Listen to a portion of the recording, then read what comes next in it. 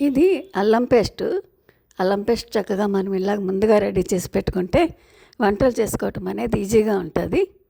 అల్లం ముందుగా శుభ్రంగా కడిగి పెట్టుకొని ముక్కలు కట్ చేసి పెట్టుకోవాలి. చిన్న ముక్కలుగా కట్ చేసుకుంటే మనకి మిక్సీ జార్ ఇబ్బంది లేకుండా స్పీడ్గా తిరుగుద్ది అన్నమాట. అలా చిన్న ముక్కల కింద అల్లం కట్ చేసుకొని ఎల్లుల్లిపాయలు కూడా కొద్దిగా వలుచుకుంటే తుక్కు లేకుండా ఉంటుంది.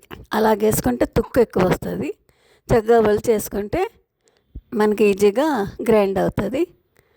అల్లం ఎల్లుల్లిపాయ రెడీ చేసుకున్నాక అందులో కొంచెం సాల్టు, కొద్దిగా పసుపు, 2 గుంట గరిటెలు ఆయిల్ వేసుకుంటే ఇది మనకి ఎన్నాళ్ళన్నా నిల్వ ఉంటుంది. అదే మనం వాటర్ పోస్తే ఎక్కువ నిల్వ ఉండదు.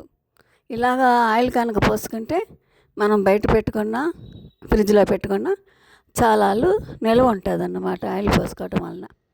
ఇది మనకి వంటలు ఈజీగా అవటానికి ఎంతో ఉపయోగకరంగా ఉంటుంది అన్నమాట. ముందు చేసి పెట్టుకోవటం వలన అప్పటికప్పుడు చేసుకోవాలంటే ఇప్పుడు జాబ్ చేసుకునే వాళ్ళకి అది ఇబ్బంది కదా. ముందు రెడీ చేసుకుంటే వంట ఈజీగా అయిపోద్ది అన్నమాట. ఇట్లా మిక్సీ పెట్టుకున్న అల్లం పేస్ట్ని ఒక కంటైనర్లో వేసుకొని చక్కగా ఫ్రిడ్జ్లో భద్ర పెట్టుకుంటే మనకి గాలి వెళ్ళకుండా మూత పెట్టుకోవాలి. గట్టిగా మూత పెట్టుకుంటే ఇది ఎన్నాళ్ళన్నా ఉంటుంది. ఇది అల్లం పేస్ట్. ఇలా ట్రై చేయండి.